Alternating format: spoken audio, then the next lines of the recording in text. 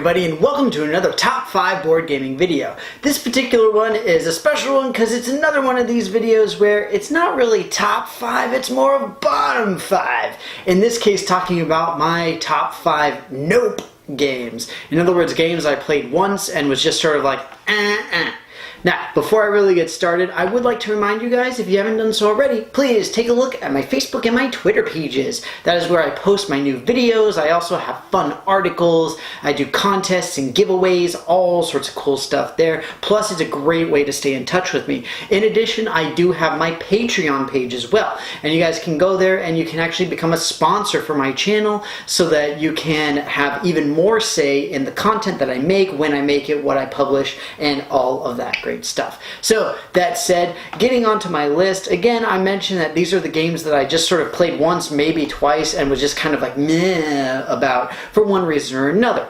Now, for some of these, it was the theme. For other things, it was just sort of the nature of the group I was with, so maybe I'd like it with different people, but I'll let you guys be the judge of at least some of that. We'll go ahead and get started with my number 5.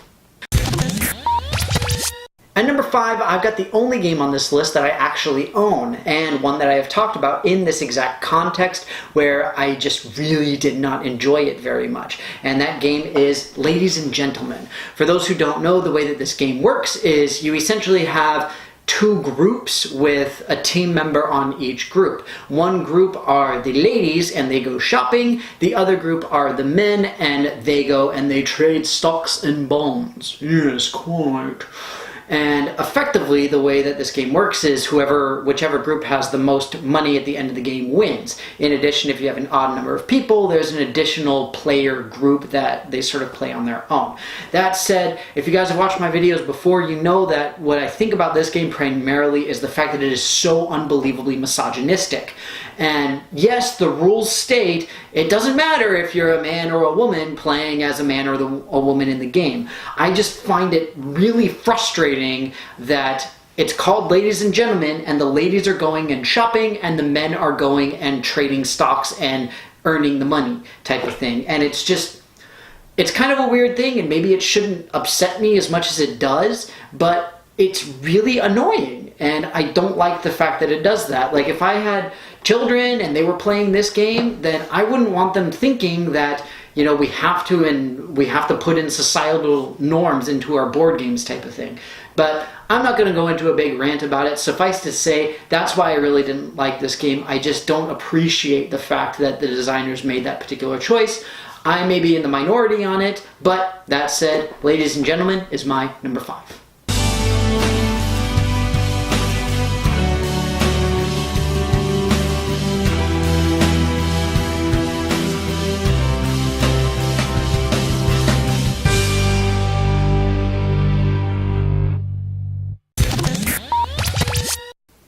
At number 4, I've got a game that I was honestly really excited to play and really hoped that I was going to like because it's based off of a video game that I used to play when I was a kid. That is the Oregon Trail. I grew up playing this game on a Macintosh when I was in elementary school and always had a blast with it.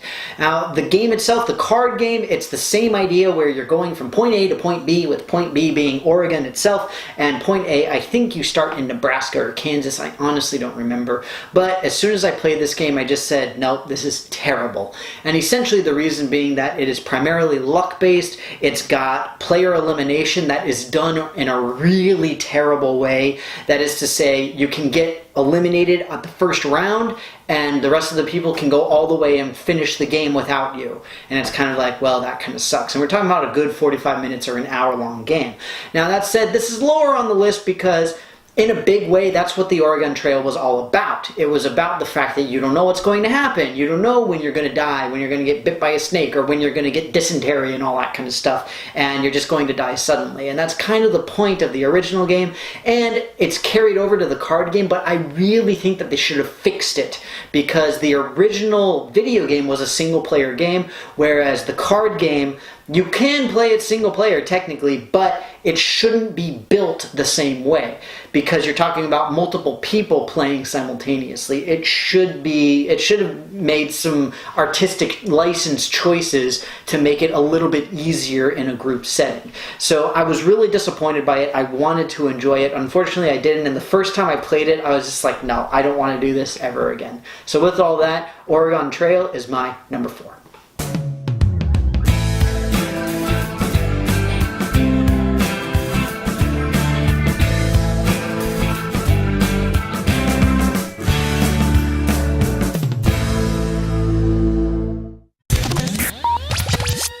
At number 3, I've got the first of what would be considered a party game for this particular category.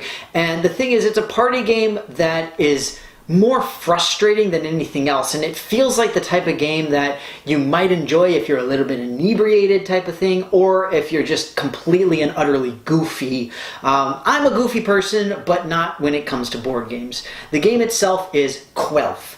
In Quelf, you've got ridiculous tasks and things that you have to do, and like you have to, like lean over the table while standing on one leg and move a card around, or some weird stuff like that. It's a lot of physical related, a lot of dexterity related things, which I'm okay with in board games, and I like dexterity board games by and large, but Quelf doesn't have any real rhyme or reason behind what it is that you're doing. It's completely arbitrary, boring, and weird, frankly, and I just do not enjoy it. I didn't have fun playing it, and the biggest reason was the fact that I was like, why am I having to do this? What is the point of it? At least with some of this other stuff on this list, I understand the purpose behind me doing this weirdness. I'm a strange, goofy person, but Quelf just didn't work for me, and part of the problem is that you can only play it with certain people. If you're not dexterous, then you are not going to enjoy Quelf at all, because you really need to have some sort of balance and stuff like that, and it just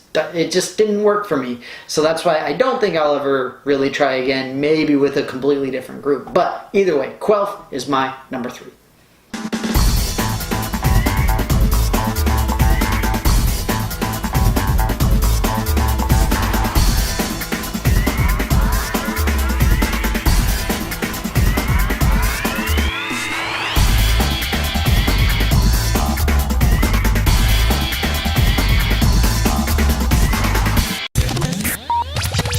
At number 2, I've got another sort of party game that is on this list because of the first word of the game's title.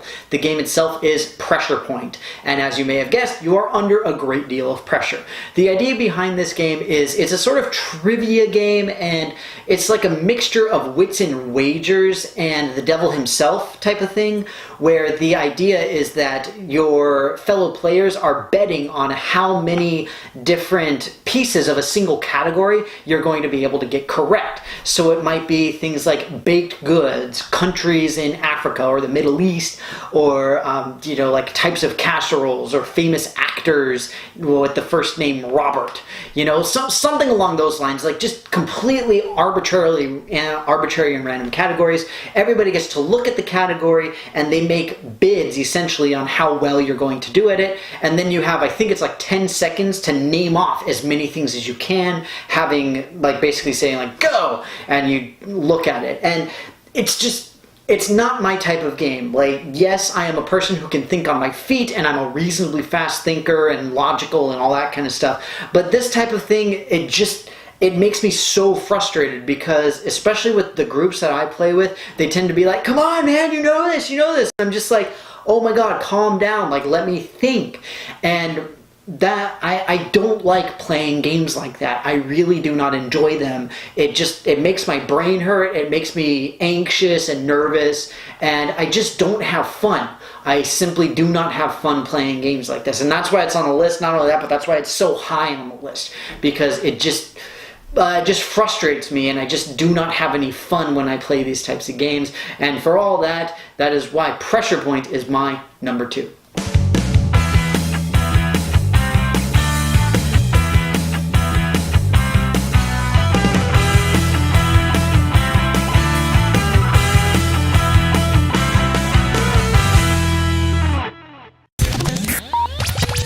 At number 1, I've got a game that is essentially an even worse version of Pressure Point called Anomia. I prefer to call it Ammonia or Anosmia though, because I hate it that much. It is absolutely horrible.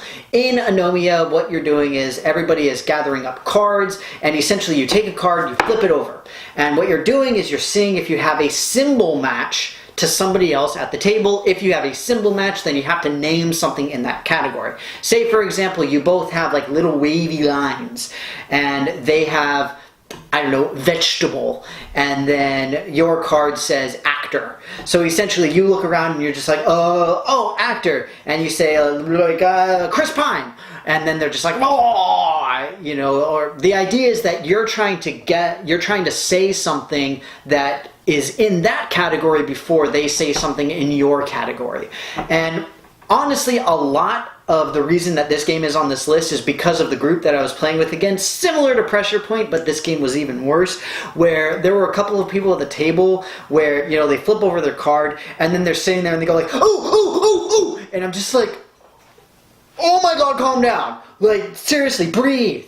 And it was so anxiety-inducing, just like taking that card and like flipping it over. And on top of that, I have seen people play this game like at game nights at my FLGS, my friendly local game store, and all this kind of stuff. And frankly, it drives me insane hearing people play this, because needlessly and all the time, no matter what, everybody is going to start raising their voices, because no matter what, you have to be heard because you've got a match. And that means that if you're heard and the other person isn't even heard, then whatever you say is going to count better than what they said, even if they finish their thought first, because it's going to be like, wait, I think they said something but I couldn't quite hear it, because you're sitting there shouting like a jet engine. And I'm sitting over here like trying to play a game of, you know, Cosmic Encounter, for example, and all I can hear is people shouting out different types of vegetables. And it's just like,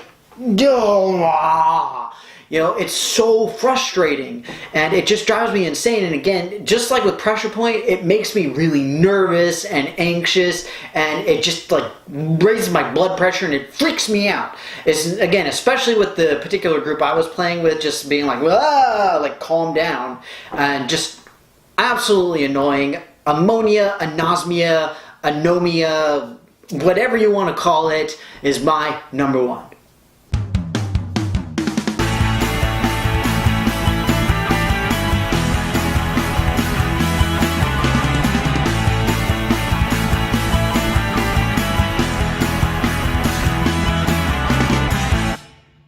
Well, folks, with that, I hope that you enjoyed my top 5 games that I just noped out of. This is, again, kind of like a fun, interesting category, and now you guys know a little bit more about games that I really don't like to play. Again, I had mentioned some of them are like theme-related, more so it's like gameplay-related and what you're actually doing type of stuff, but as always, I'm very curious what you guys have to say about this. What are your games that you played once, maybe twice, and were just like, no, never again, and why? What was it about the game that you just didn't like? Is it a lack of strategy? Is it like me with Pressure Point and Anosmia, where you're just like, oh my god, like I can't think, I can't brain right now? You know, just let me know. You guys know I love hearing from you. Please say anything and everything in the comments below. But with that, thank you very, very much for watching. I hope that you enjoyed the video, and I will see you next time.